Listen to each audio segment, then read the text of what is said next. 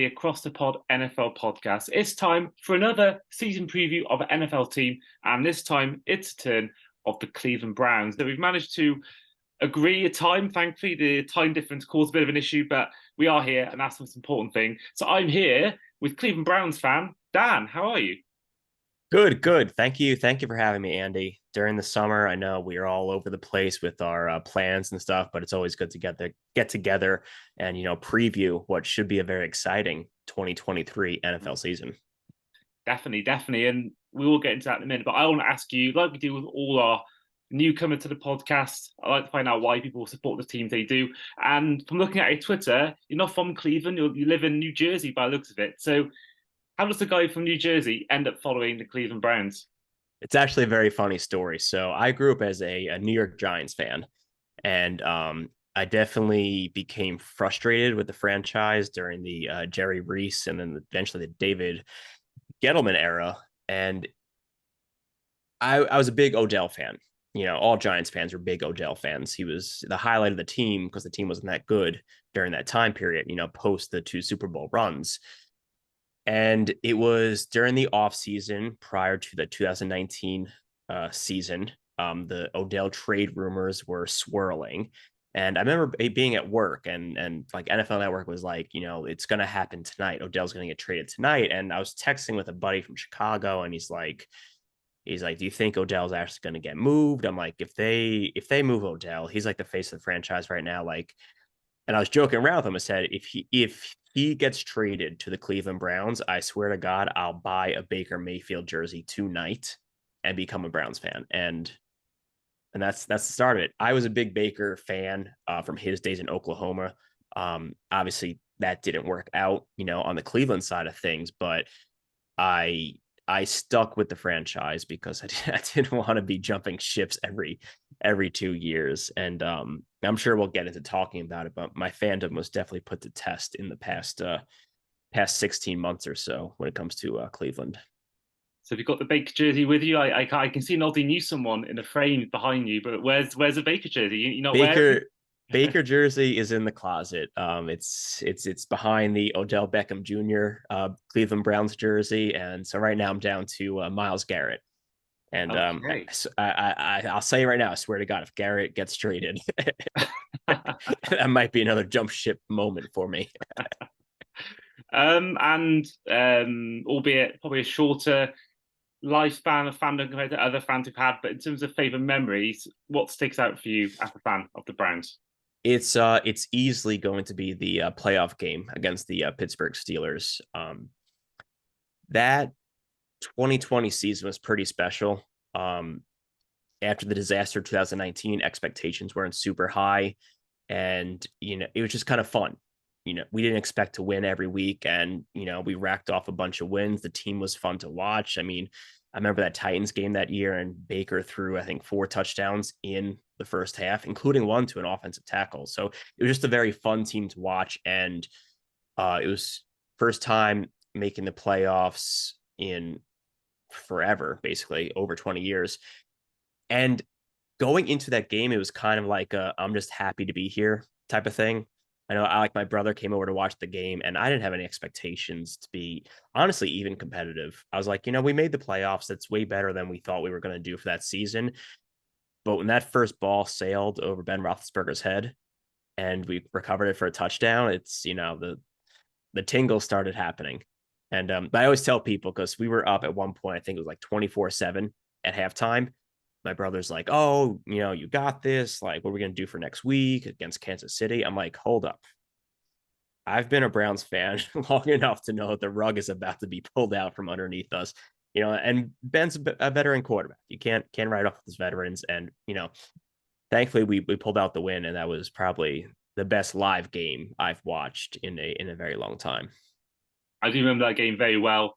Of course, that was the COVID season, and that was a point where I did lose a job throughout the sort of pandemic, and I was basically unemployed for about 4 months. So it was from the week the NFL season started, and I got the job about the week before the AFC Championship game or NFC Championship game. So I was basically unemployed for the entire of that season. So especially a season where you couldn't go out and see friends, that season always sort of resonates with me because it was the one year where like I literally, I mean, even now, like thankfully I've now got NFL Game Pass, so I get to watch every week. But it was the first real season where I actually watched every single game. When I was back before then, I'd have to miss some games if it was an early morning game, and and stuff like that. I wouldn't have the time to watch it the next day without knowing the result. But that season particularly was amazing because nothing else to do, and it was literally every game I'd watch it the next morning, recorded before I had Game Passes was as well. So yeah, that was amazing for me. And ever since then, really, it's not been anything different. I've managed to find a commitment, thankfully, through being in university and having a job where I can work from home. It meant it's now a lot easier too. So that's always the first thing for me where I actually got to watch every single game in full without having to watch just the highlights. So yeah, that game, that season particularly, I was fully behind the Browns, and I really was until a certain quarterback arrived at your guys' last season.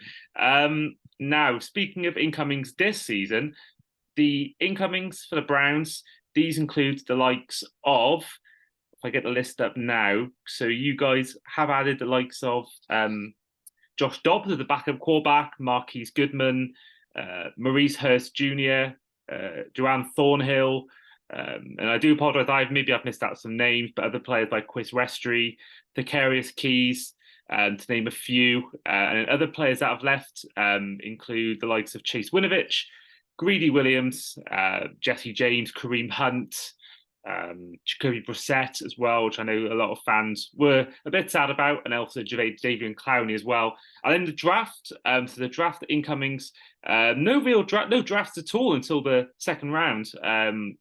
Obviously, a lot of that came through the fact of the Deshaun Watson trade. But your first pick came in number 74th overall with Cedric Tillman, the wide receiver from Tennessee, as well as the likes of Siaka Ika, defensive tackle, 98th overall, and then a fourth overall pick in Dewan Jones, offensive tackle out of Ohio State, so a local boy there, to name a few. So for you, Dan, what's your take been on the offseason as a whole in terms of the incomings, the outcomings, and the draft? Yeah, I think the offseason has been great for Cleveland. And the one addition that is going to make the biggest impact is not even a guy who wears pads for the teams. And that's going to be Jim Schwartz, our new defensive coordinator. Joe Woods ran the defense for the past 3 seasons. And to be honest, he was given a lot of talent to work with by the front office and didn't have a lot of results to show for it, whether it's a miscommunication issues in our defensive secondary, whether it's, defensive linemen misaligned, not using the best of their abilities depending on where they're going. So getting Joe Woods out of there and getting Jim Schwartz in, I think, is the biggest upgrade we have made to this team so far. Quick story that I just like to share that shows kind of how incompetent Joe Woods was at his job. Last year, the Patriots came into town, and Belichick is a genius. So I was like, great, what game plan is he going to have for us? And Bill Belichick, it's not talked about a lot, but he's actually one of the best defensive backs coaches in America. Him and Nick Saban are probably the 2 top guys as far as working with young defensive back talent. And he saw the flaw in our defense. He saw that our defensive backs were not getting the reads in from the sidelines correctly, and there was a lot of miscommunication, a lot of wrong coverages, and a lot of missed assignments. So multiple times when the Patriots had the ball, he would just line up trips on one side of the field, 3 wide receivers in a triangle formation, one side of the field. And he would tell Mac Jones, hey, Mac, do not snap the ball before 5 seconds are left on the play clock.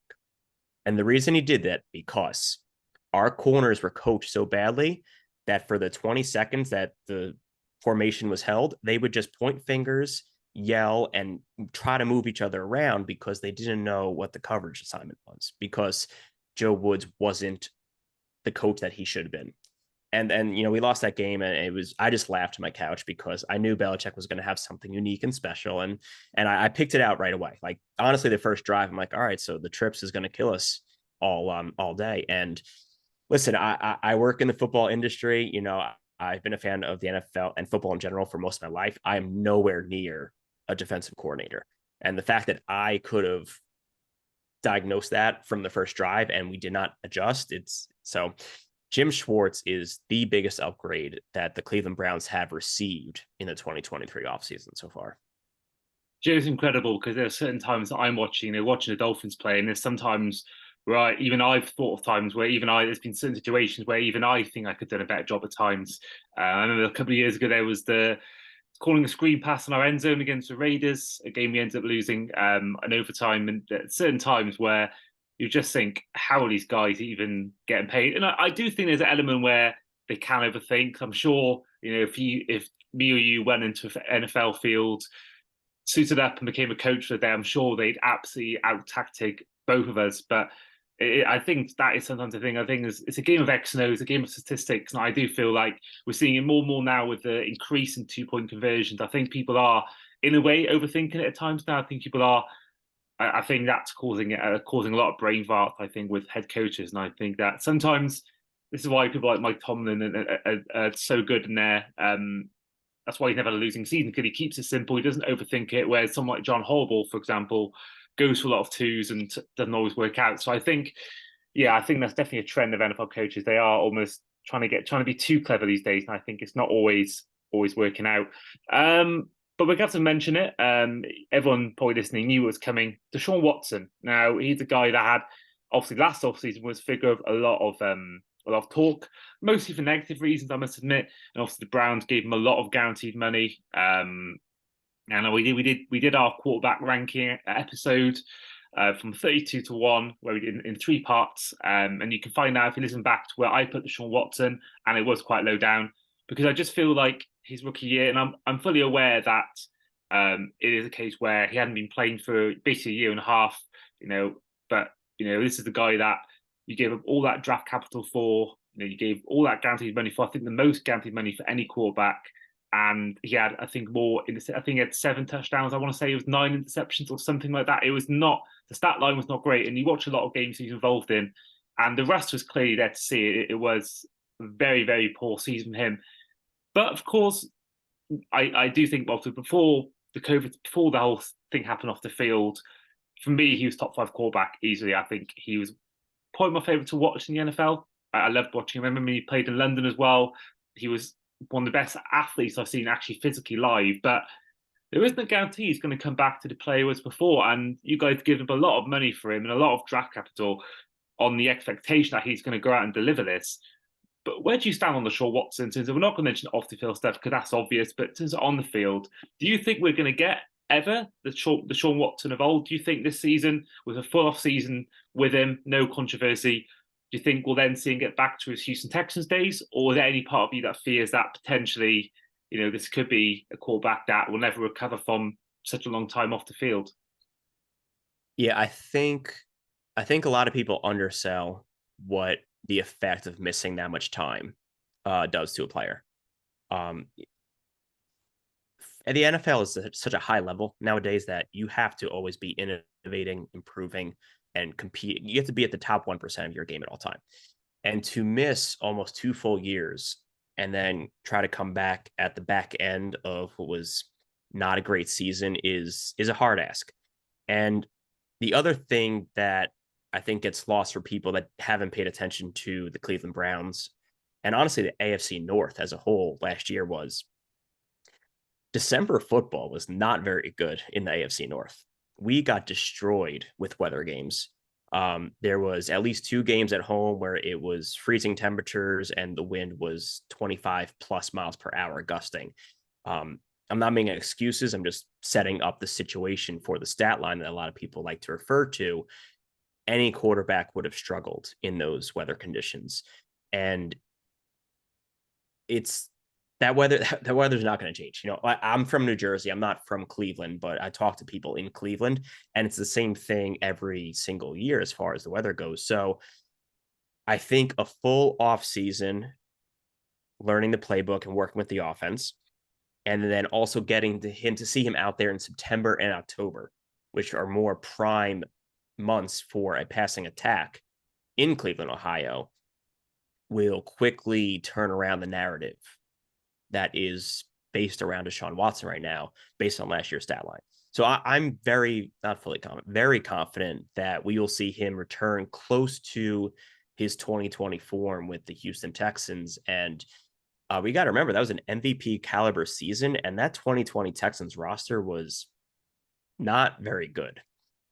He really just put that team on his back to drag them to as many wins as they saw that year. So I have a lot of confidence that we will see Deshaun make an argument to be back in the top 12 of NFL quarterbacks once the 2023 season's over.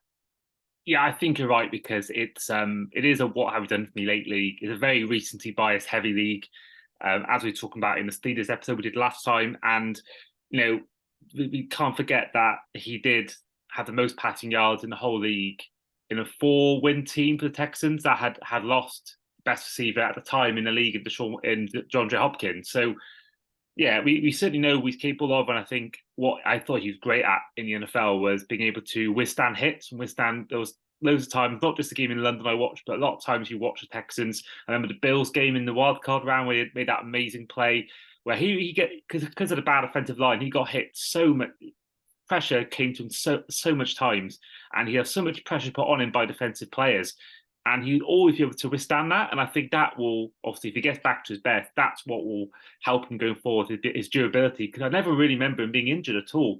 Only remember him really missing time was because of off the field stuff. So if you get him back to your best, I think you guys have to be confident for this season. But obviously, there is always that worry going into the season. But of course, this is a team that is stacked with studs, and I think this is why if he is back to his best, you guys could potentially be a dark horse because you got the likes of you mentioned Myles Garrett, of course, and obviously Nick Chubb on the offensive on the offense, as well as the likes of Mari Cooper, Donovan Peoples-Jones. Mari Cooper for me is very underrated. I think he gets doesn't get near enough credit as he deserves. So I think with those players around him, with a fairly good offensive line, with obviously now only one of the two, what was for a while the best 1-2 duo in the NFL running back wise in Kareem Hunt and Nick Chubb. You still got Nick Chubb there, and that's really where I want to go on to the next point, was the fact that this is a guy who I don't think he's quite as underrated as Mari Cooper, but I think certainly people overlook him and look at people talk about the best running backs in the league. You mentioned Christian McCaffrey, you mentioned Derrick Henry, people who talk about Josh Jacobs last year, but no one really seems to, for me, give Nick Chubb the credit he deserves. And I think that one thing I think could potentially help that is if he gets the rushing title this year.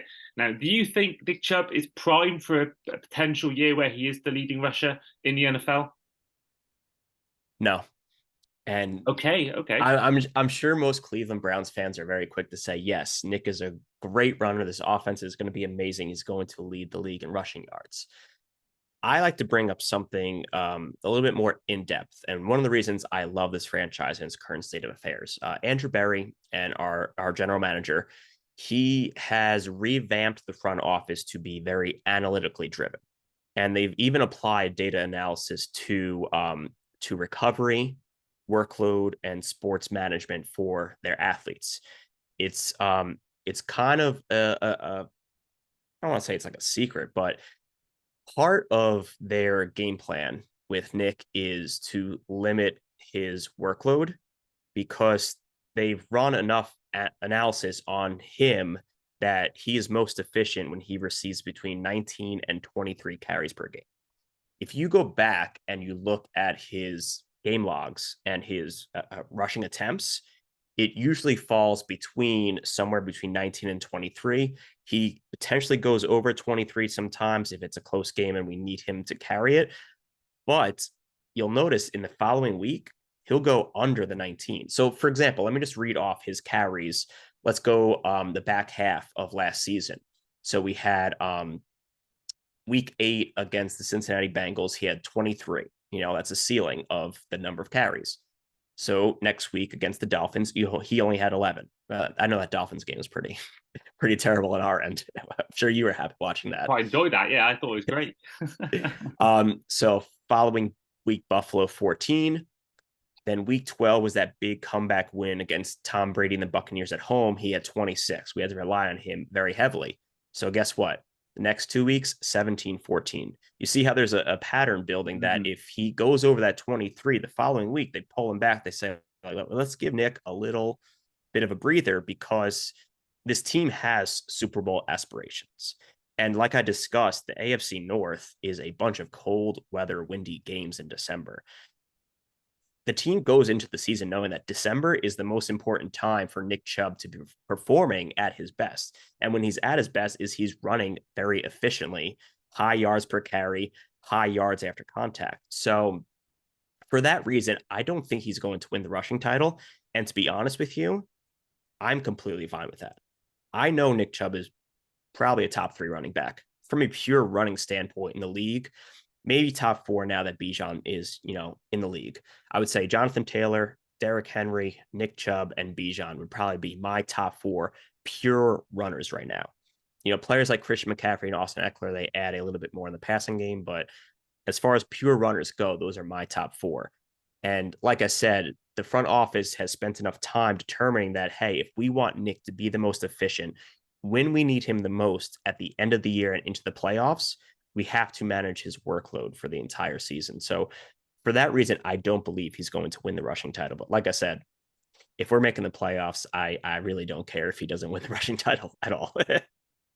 That is interesting. I'm not for that, to be honest, because obviously I was doing Scott Fishbowl today and yesterday, and I was thinking, do I take Josh Jacobs? Do I take Nick Chubb? And I think you're right. I think you make a fascinating point. I think as well, I don't blame him, to be honest, for doing that, because we've seen how much the running back position is devalued from, the amount they get in salary now and all that. It's way less than what it used to be. He's like Todd Gurley, Ezekiel Elliott, probably worked way too much than they should have been, really. And I think that probably is in the back of the mind of the likes of Kevin Stefanski and even Andrew Berry, the fact that, if you give him too many snaps all the time, then he's gonna get worse quicker, and he's gonna soon fall off a cliff. So I think I can see why, and I think I can see why maybe he isn't going to get a rushing title. But I think even without that, I think he'll still have a good season. I'm pretty sure he'll still have an important season. I think that I do think with Watson's ability to use his feet, whether that may affect Nick Chubb's sort of reps as well. I think obviously he'll be using a bit like the Colts, Jonathan Taylor with Richardson there. Are they going to use him a lot more in the rushing attempts and then use Taylor less? I don't know, but yeah, it's certainly interesting to see what will happen with that. And without someone like Kareem Hunt to fall back on if Nick Chubb is getting managed, it's interesting to see what they'll do with that. Speaking of which, we are going to head to the final segment. Sorry, were you saying something then? I was going to say, just to add to that, because you mentioned Kareem Hunt, I don't think the Browns are done adding to the running back room, personally. I think we are going to see maybe not a Zeke Elliott, but somebody like a Leonard Fournette possibly being signed in camp. And the other thing to mention, you were mentioning Scott Fishbowl, and for fantasy football purposes, is Elijah Moore was brought onto the team from the New York Jets via trade this offseason, and reports at a minicamp he is receiving a lot of jet sweeps out of the backfield. So do not be surprised if Elijah Moore is a little bit of a breather when Nick Chubb needs some time off. Yeah, I that's one actually I did. He was on my list and I forgot to mention his name. Yeah, it's a guy that hasn't really. I don't think he's been completely like a finished product yet in the NFL. I think he's had a mixed sort of time in the NFL. I think if he's something like that, it could be like a Curtis Samuel sort of situation that the Commanders have with him, and I think that we could see that. I think that will be good. I think everything you say about Nick Chubb, I think that will certainly help his workload, and I think that will be certainly a good thing for the Cleveland Browns. But we are going to head to our final segment, which is going to be our win-loss-tie section, which, if you aren't familiar, listen to the podcast. With this section, I will give Dan every game in the season for the Browns, and each one he has to answer with win, loss, and tie. And at the end, we should have a overall prediction for the record this year, which will compare amongst other fans that have been on the show so far. So we're going to get the pictures out right now. So week 1, you face a home game against the Cincinnati Bengals. Win, loss, or tie? That's going to be a loss. Cleveland Browns and week 1, they don't go together. Last week when we beat Carolina, I think it was our first week 1 win in 15 something years. Yeah, I remember a friend of the show, Paul Brown, was there. And yeah, I remember that also that was seen as a Baker Mayfield Bowl. People were talking about that, and obviously that was again everyone was looking forward to. It was a field goal, wasn't it? That was the one that won it. Game-winning field goal by our rookie kicker. Well, what story that is. The AFC North games continue in week 2 as you face a road trip to the Pittsburgh Steelers. Yep, that one is actually our Monday Night Football game, and that's going to be a win in Pittsburgh. Okay, fair. We've said it before in other podcasts that I think you'd rather face the Steelers away from home in week 2 rather than week 17. I think you play in week 17 and it's almost like a death sentence. Week 3 is a home game against Tennessee Titans. Yep, that's going to be a battle of the two best running backs in the league, actually, Derrick Henry versus Nick Chubb, but we are going to come out on top of that one. Okay, and then week 4 is a home game against the arch nemesis in the Baltimore Ravens. So I think that one's going to be a win. Baltimore is a very scary team this year, but they brought in Todd Monken as the new offensive coordinator. And with all the Lamar contract stuff, I wouldn't be surprised if they get off to a slow start as the offense still kind of acclimates itself to the new system. And then week 5 is a bye week, which is I don't Win. think anyone wants a week 5 bye week. That's the worst time to have it. And then I guess week 6 not any better at home to the 49ers. Yeah, that one is a loss. 49ers have maybe the best roster outside of the quarterback position in football right now. Yeah, I think I'd be on the verge to agree there. Week 7 is a road game against the Indianapolis Colts. I have us for a win. I don't know if Anthony Richardson is going to start week 1 for the Colts, but I have to imagine by week 7 he will be starting. So we will be getting a rookie quarterback in that game, I believe. Okay, and then week 8 is a road game against the Seattle Seahawks. Seattle's a tough place to travel to. 12th man, they come up, they show out. We're gonna take an L that week against the Seahawks. Okay, and then week 9 is a home game against the Arizona Cardinals. That's going to be a win. I was listening to one of your past episodes, and I do have to agree. I think the Cardinals might be the worst roster in the NFL right now. Yeah, it's not looking good for that. And also by this point, our Cardinals podcast will have been released. I believe it's on the 12th of July. So as of tomorrow, when we're recording this right now, but it will be out obviously for a few weeks by the time this one comes out. And then week 10 is another road game, this time against the Baltimore Ravens. Like I said earlier, the Ravens might take a couple weeks to find their final form, but by this point they'll be cooking, and we're going to take an L in Baltimore. Okay, and in week 11, a game I'm going to be actually going to is a home game against the Pittsburgh Steelers. Wear your black and gold that day because we're going to take a loss to the Steelers that week. I got a family friend actually who lives there, so I'll represent my family friend and cheer them on. Week 12, it's a road game. You got 2 in a row. First one against the Denver Broncos. Yep, that's a win for now. That prediction can easily change, though. I'm very interested to see what Sean Payton's going to do with that Broncos team this year. Yeah, me too. I as of now, I would have to label that as a win. Yeah, I think we'll know this year whether last year was Russell Wilson on the decline or whether it was just because of Hackett. I think we'll find out this year with that. Week 13 is a road game again, this time against the Los Angeles Rams. I have that as a win. Rams late in the season, they might be hurting. They have a lot of rookies starting for them, and the rookie fatigue when you get to the second half of the NFL season is real. Just look at Seattle's offensive line last year and down the stretch. So I have us beating the Rams in LA. Okay, and then week 14 is a home game against the Jacksonville Jaguars. I have this circled as maybe one of the best games of the year. I'm very much looking forward to watching this one. This one, I think we barely squeak out a win against what might be the league MVP this year in Trevor Lawrence. Okay, bold prediction. I like it.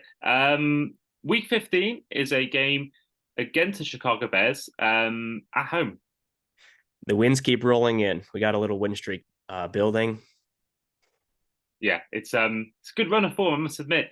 With the 3 games left, which includes Christmas Eve at the Houston Texans.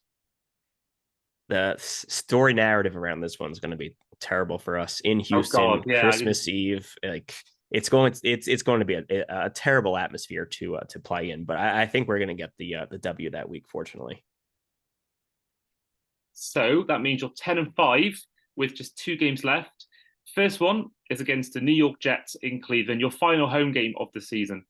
Yep, and this one is also a Thursday night football, so expected to be a wacky game. I think we take the W with that one at that point, but I expect it to be a game where both teams are playing for playoff scenarios. Yeah, and by week 18 could be a case where this could be a game that decides whether you win the division or whether you make the playoffs or whether you get fifth or seventh seed, but you're on the road to the Cincinnati Bengals.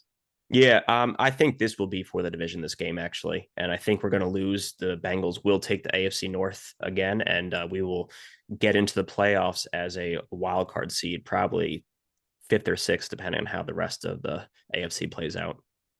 Well, that means that at the end you have an 11-6 record, which means out of our so far of 10 season predictions, you are the joint fourth most optimistic fan, level on points with on to record with Javan, who had Seattle with 11-6, only behind Shane Harris's 11-5-1 prediction for the Baltimore Ravens, Charlie Nelson's 13-4 record for the Buffalo Bills, and Paul Hope's 14-3 record for his San Francisco 49ers. So do check those ones out if you haven't already, and don't forget to like and subscribe. But in the meantime, before we go, Dan, people listening on the podcast, whether Spotify, Apple Podcasts, or whether they're watching on YouTube, how can they find you on social media, and what kind of work can they expect from you?